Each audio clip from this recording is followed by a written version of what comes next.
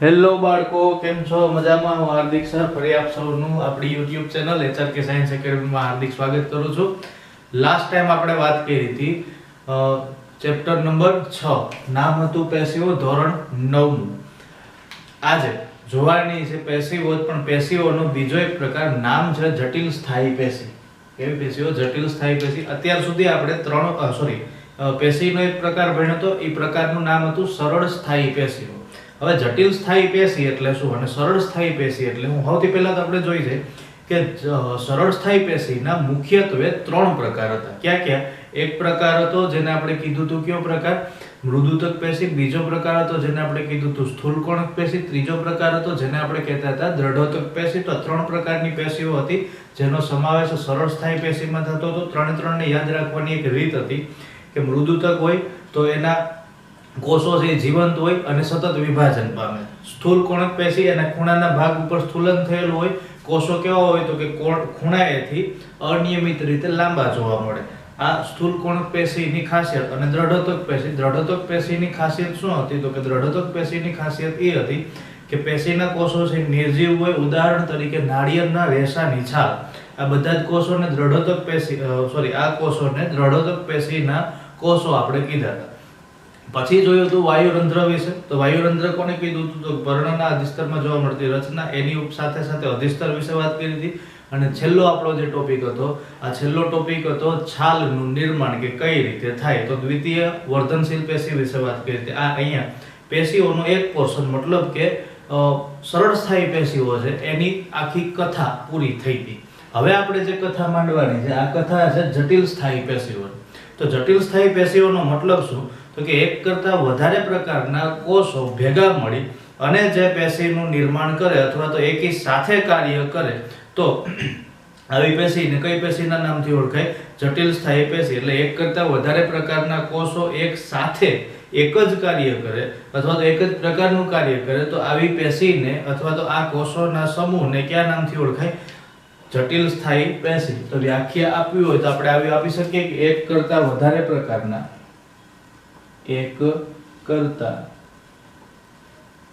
વધુ પ્રકારના કોષો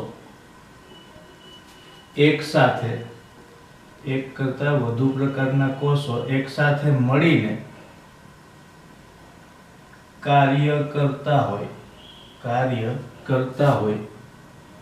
તો આ પ્રકારની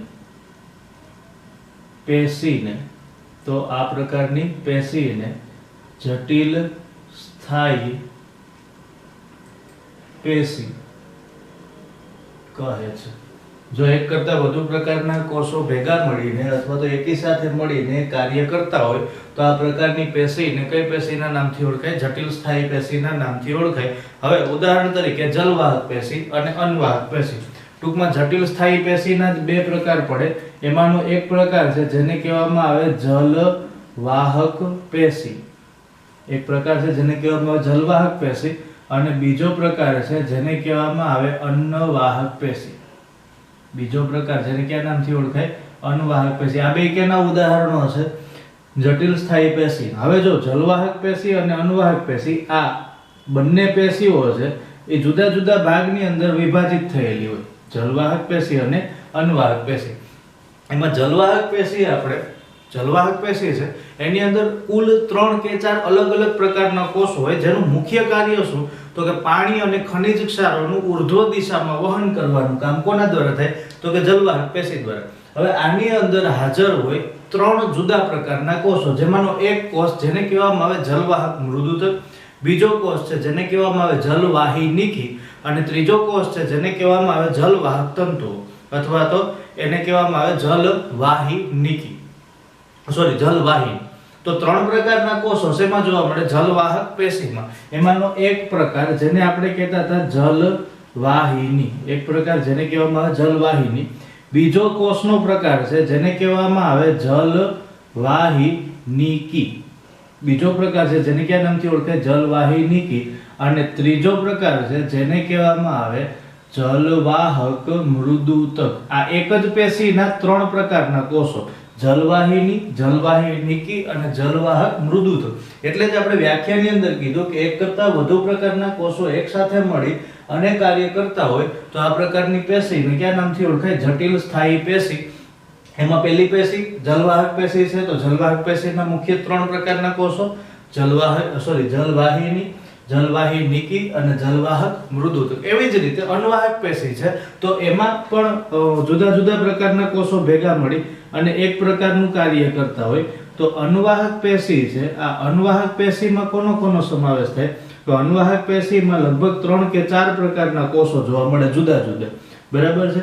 તો અન્વાહક પેશીની અંદર જોવા મળતા 3 કે 4 જુદા જુદા કોષો, એનું નામ છે એક તો ચાલની નલિકા. અન્વાહક પેશીમાં એક જોવા મળે એને કહેવામાં આવે ચાલની નલિકા.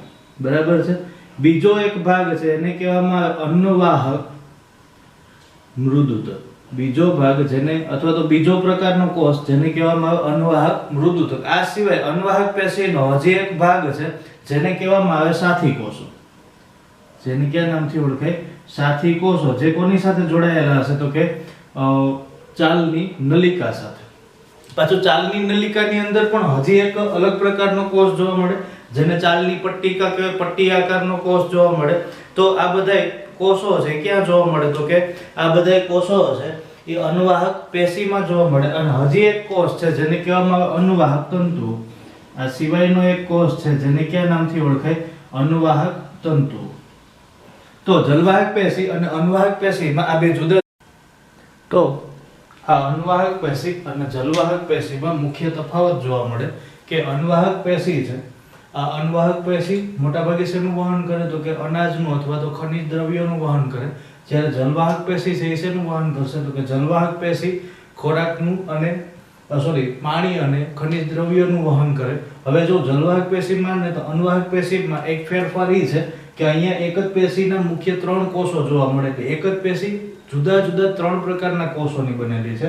અન્વાહક પેશી છે, આ અન્વાહક પેશી આ જુદા જુદા 4 પ્રકારના કોષોની બને. એ 4 કોષો ક્યાં ક્યાં? તો કે એક તો ચાલની નલિકા છે, બીજું છે અન્વાહક મૃદુતક, ત્રીજું છે સાથી કોષો અને ચોથું છે અન્વાહક તંતુઓ. તો આ 4 જુદા જુદા પ્રકારના કોષો મળી અને એક નવી પેશીનું નિર્માણ કરે. પેશીને કહેવામાં આવે અન્વાહક પેશી. હવે આપણે વાત કરવાની હતી શેના વિશેની? તો વાત કરવાની હતી જલવાહક પેશી વિશે. આપણે શેના વિશે વાત કરતા હતા? જલવાહક પેશી. જોવાનું હતું કે ભાઈ જલવાહક પેશી એટલે શું, અથવા તો જલવાહક પેશીના કાર્યો શું હોય? જલવાહક પેશી એટલે શું અથવા તો જલવાહક પેશીના કાર્યો શું? સૌથી પહેલા તો સમજીએ જલવાહક એટલે શું? તો કે જે પેશી પાણીનું વહન કરતી હોય આને જલવાહક પેશી કહેવાય. જલવાહક પેશીનો મતલબ થાય જે પેશી પાણીનું વહન કરતી હોય એને કઈ પેશી કહેવામાં આવે? જલવાહક પેશી. બીજું, આ પેશીનું એક અગત્યનું કાર્ય, પાણીનું વહન તો કરશે જ કારણ કે જલવાહક પેશી છે, સાથે સાથે જલવાહક પેશી છે એ ખનિજ દ્રવ્યોનું પણ વહન કરે. પણ કેવા ખનિજ દ્રવ્યો? તો કે એવા ખનિજ દ્રવ્યો કે જે પાણીની અંદર દ્રાવ્ય હોય. એવા ખનિજ દ્રવ્યો કે જે શેમાં દ્રાવ્ય હોય? પાણીની અંદર દ્રાવ્ય હોય. તો ખનિજ દ્રવ્યો અને પાણીનું વહન કરતી પેશી જેને કહેવામાં આવે જલવાહક પેશી. એટલે વનસ્પતિમાં પાણી અને દ્રાવ્ય એટલે ઓગળેલા દ્રાવ્ય ખનિજ દ્રવ્યોનું ક્યાંથી ક્યાં સુધી? તો કે મૂળથી પર્ણ સુધી વહન કરતી પેશીને કયા નામથી ઓળખાય? જલવાહક પેશી કહે છે. વનસ્પતિમાં પાણી અને દ્રાવ્ય ખનિજ દ્રવ્યોનું મૂળથી લઈ અને પર્ણ સુધી વહન કરતી પેશી જેને કહેવામાં આવે જલવાહક પેશી. હવે જલવાહક પેશીની રચના છે એમાં 4 પ્રકારના કોષોનો સમાવેશ થાય અથવા તો 4 ઘટકોનો સમાવેશ થાય. કઈ પેશીમાં? જલવાહક પેશીમાં. તો જલવાહક પેશીમાં 4 ઘટકોનો સમાવેશ થાય. 3 તો તમારી નજર સામે જ છે. જલવાહક પેશીમાં 4 મુખ્ય ઘટકોનો સમાવેશ થાય. ક્યાં ક્યાં 4 ઘટકો? તો એક ઘટક તો તમને ખબર છે, અહીંયા આપેલો જ છે, જલવાહિની, જલવાહિનિકી, જલવાહક મૃદુતક. આ 3 ઘટકો અને ચોથો ઘટક છે એમાં સમાવેશ થાય જલવાહક તંતુનો શેનો સમાવેશ થાય? જલવાહક તંતુનો. તો આ 4 ઘટકો મુખ્યત્વે કયા કયા ઘટકો છે? તો 4 ઘટકોમાં પહેલો ઘટક છે જલવાહિની, બીજો ઘટક છે જલવાહિનીકી, ત્રીજો ઘટક છે જલવાહક મૃદુતક, ત્રીજા ઘટકનું નામ છે જલવાહક મૃદુતક, અને ચોથો ઘટક છે એનું નામ છે જલવાહક તંતુ. ચોથા ઘટકનું નામ કેવું? જલવાહક તંતુ. આ 4 ઘટકો જલવાહક પેશીના મુખ્યત્વે 4 ઘટકો ગણવામાં આવે અથવા તો મુખ્ય 4 ઘટકો ગણાય. આ જલવાહક પેશીની રચનામાં સૌથી અગત્યનો ભાગ ભજવે. હવે એમાં આપણે જોવાનું છે જલવાહિનીકીની રચના. આ જલવાહિનીકીની રચના લગભગ ભીંડાના ફૂલ જેવી હોય. કોના જેવી? ભીંડા જેવી. તો કઈ રીતે ભીંડા જેવી રચના? પાછું વળી કોઈ કહેતા નહીં ભીંડા જેવી રચનામાં સાહેબે કીધી હતી. ટૂંકમાં લગભગ એને કંઈક લગતી વળગતી જોવા મળે. જો આવી કંઈક રચના જલવાહિનીની જોવા મળશે. તો પાછું જો માથે ટોપી પણ હોય, જલવાહિનીની માથે ટોપી પણ જોવા મળે, અને આ ટોપી કંઈક આ પ્રકારની જોવા મળશે. એની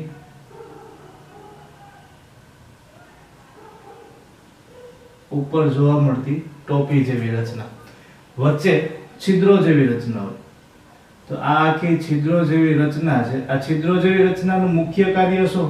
કે આ છિદ્રો જેવી રચનાનું મુખ્ય કાર્ય હોય પાણીનું વહન કરાવવાનું. છિદ્રો જેવી રચનાનું મુખ્ય કાર્ય શું હોય? પાણીનું વહન કરાવવાનું. આ રચનાને કહેવામાં આવે જલવાહિનીકી. આ રચનાને કયા નામથી ઓળખાય? જલવાહિનીકીના નામથી ઓળખાય. એના પછીની રચના છે જેને કહેવામાં આવે જલવાહિની. એના પછીની રચના છે એને કયા નામથી ઓળખાય? જલવાહિનીના નામથી. આની રચના કંઈક આવી રીતે થયેલી જોવા મળશે. શેની રચના? જલવાહિનીની રચના કંઈક આવી જોવા મળે. આ નીચેનો ભાગ કે જ્યાં મોટા પ્રમાણમાં છિદ્રો આવેલા હોય. નીચેનો ભાગ છે જ્યાં મોટા પ્રમાણમાં છિદ્રો આવેલા હોય, અને આ જે રચના છે અહીંયા પણ છિદ્રો જેવી જ આકૃતિ અથવા તો છિદ્રો જેવી જ રચના જોવા મળે કે જેમાંથી પાણી અને ખનિજ ક્ષારોનું ગાળણ થઈ અને ઉપર તરફ જાય. એટલે આ આખી રચના છે કેવી જોવા મળશે? છિદ્રમય રચના. નાના મોટા અસંખ્ય છિદ્રો આની અંદર આવેલા હોય જે પાણી અને ખનિજ ક્ષારોનું ગાળણ કરી અને મૂળથી કઈ તરફ લઈ જશે? પર્ણ સુધી વહન કરાવી દે. આ રચનાને કહેવામાં આવે જલવાહિની. આ રચનાને કયા નામથી ઓળખાય? જલવાહિની. એના પછી બીજી એક રચના છે જેને કહેવામાં આવે જલવાહક મૃદુતક. બીજી એક રચના જેને કહેવામાં આવે જલવાહક મૃદુતક. અને જલવાહક મૃદુતક આ એક પટ્ટી જેવી રચના છે. બે આમ તો મૃદુતક છે એક જ પ્રકારના કોષો હશે. મૃદુતક કોષો જીવંત કોષો જોવા મળે. કેવા કોષો જોવા મળશે? જીવંત કોષો. આપણે મૃદુતક પેશી વિશે ભણ્યા હતા, સરળ સ્થાયી પેશીના પ્રકાર વિશે. ત્યારે આપણે એવું કીધું હતું કે મૃદુતક પેશીના કોષો છે એ જીવંત કોષો હોય. કેવા કોષો જોવા મળે? જીવંત કોષો. મતલબ એવો થાય કે આ કોષો જીવંત હોય તો કોષ કેન્દ્ર ધરાવે. એટલે દરેકે દરેક કોષમાં આ જે ગોળાકાર કાય જેવી રચના છે, આ ગોળાકાર કાય જેવી રચનાને કયા નામથી ઓળખાય? કોષ કેન્દ્રના નામથી ઓળખાય. સાથે સાથે અહીંયા વચ્ચેના ભાગે પ્રવાહી પણ જોવા મળશે. મતલબ કે કોષની અંદર આવો એક પ્રવાહી પણ જોવા મળે, અને કોષમાં જોવા મળતું પ્રવાહી એને આપણે કયા નામથી ઓળખતા હતા? કોષ રસના નામથી ઓળખતા હતા. એટલે આ જે પ્રવાહી છે એને આપણે કહેશું કોષ રસ. પ્રવાહીને કયા નામથી ઓળખાય?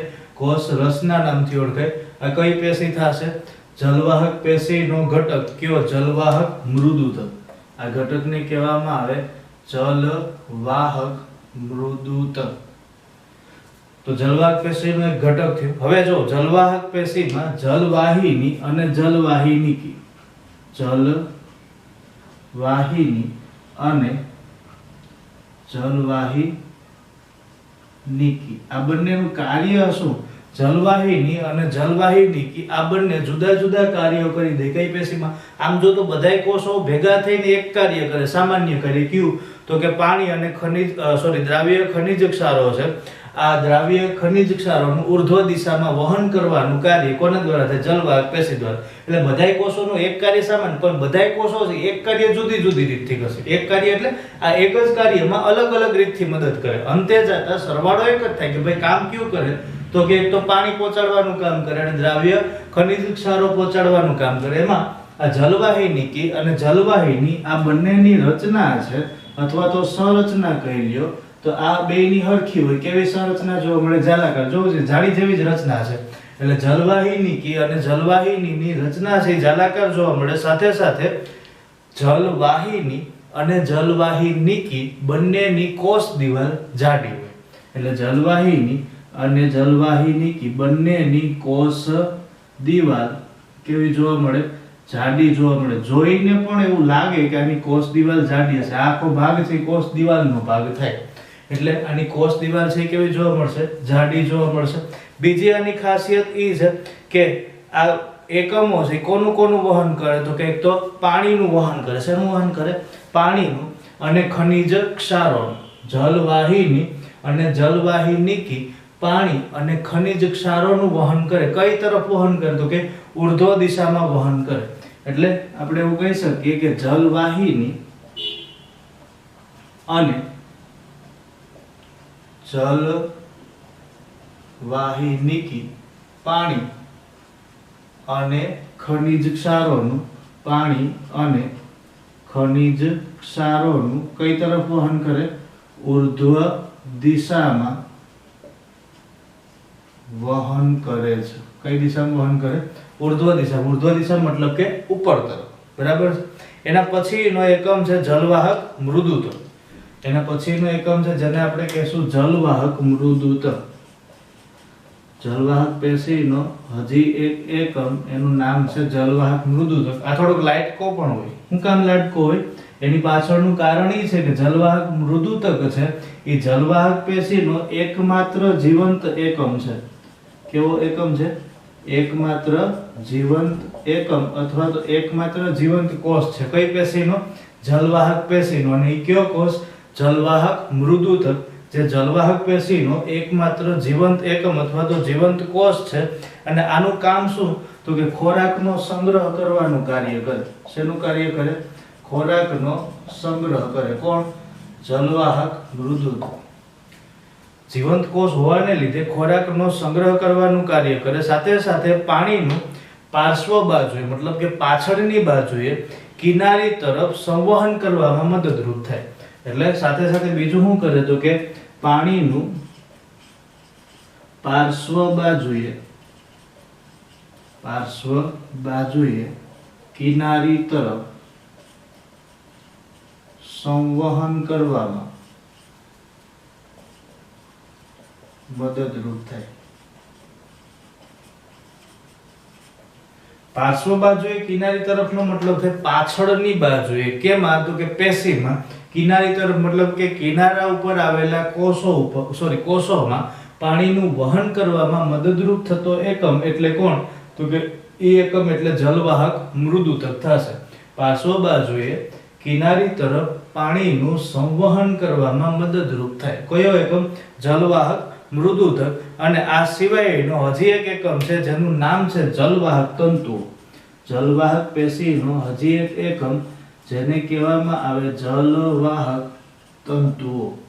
આ જલવાહક તંતુઓનું મુખ્ય કાર્ય, જલવાહક તંતુનું મુખ્ય કાર્ય શું તો કે જલવાહક તંતુ છે મોટા ભાગે મજબૂતાઈના કાર્યમાં કામ આવે અથવા તો મજબૂતાઈના કાર્યમાં મદદરૂપ થાય. એટલે જલવાહક તંતુઓ મજબૂતાઈના કાર્યમાં મદદરૂપ થાય છે. શેના કાર્યમાં મદદરૂપ થાય? મજબૂતાઈના કાર્યમાં મદદરૂપ થાય. તો આ જલવાહક પેશીના જુદા જુદા એકમો અને એના કાર્યો હતા. આ જે રચના છે એને કહેવામાં આવે જલવાહિની. આ રચનાને કહેવામાં આવે જલવાહિની અને આ રચનાને કહેવામાં આવે જલવાહક મૃદુતક. મુખ્ય 4 એકમો કીધા હતા: જલવાહિની, જલવાહિનીકી, જલવાહક મૃદુતક અને જલવાહક તંતુઓ. એમાં જલવાહિની અને જલવાહિનીકી આની સંરચના જલાકાર જોવા મળે, બંનેની કોષ દિવાલ જાડી હોય. જલવાહિની અને જલવાહિનીકીનું મુખ્ય કાર્ય શું? તો કે પાણી અને ખનિજ ક્ષારોનું કઈ દિશામાં વહન કરે? ઉર્ધ્વ દિશામાં. સાથે સાથે જલવાહક મૃદુતક આ એક જીવંત એકમ છે જેનું કામ છે ખોરાકનો સંગ્રહ કરવાનું. મતલબ કે જલવાહક પેશીમાં એકમાત્ર જીવંત એકમ હોય ને કયો હોય? જલવાહક મૃદુતક. એટલા માટે તેને કોષ રસ છે, કોષ કેન્દ્ર છે. અને ખોરાકનો સંગ્રહ કરે મતલબ એવો થાય કે આ જે કોષ છે ને એમાં પ્રકાશ સંશ્લેષણની પ્રક્રિયા પણ થતી હોવી જોઈએ. બીજો એક એકમ છે જલવાહક મૃદુતક, જેનું એનું જ કાર્ય પાણીનું પાર્શ્વ બાજુએ કિનારી તરફ વહન કરવા મદદરૂપ થાય. સાથે સાથે જલવાહક તંતુઓ આનું કાર્ય છે મજબૂતાઈના કાર્યમાં મદદરૂપ થાય. હવે પછીના લેક્ચરની અંદર આપણે ભણશું અન્વાહક પેશી, સાથે સાથે બીજી છે પ્રાણી પેશીઓ. તો પ્રાણી પેશીના પ્રકાર વિશે, જેમાં અધિચ્છદ પેશી છે, આ સિવાયની ઘણી બધી પેશીઓના પ્રકાર વિશે આના પછીના લેક્ચરની અંદર આપણે વધુ ચર્ચા કરશું. Thank you very much. જય.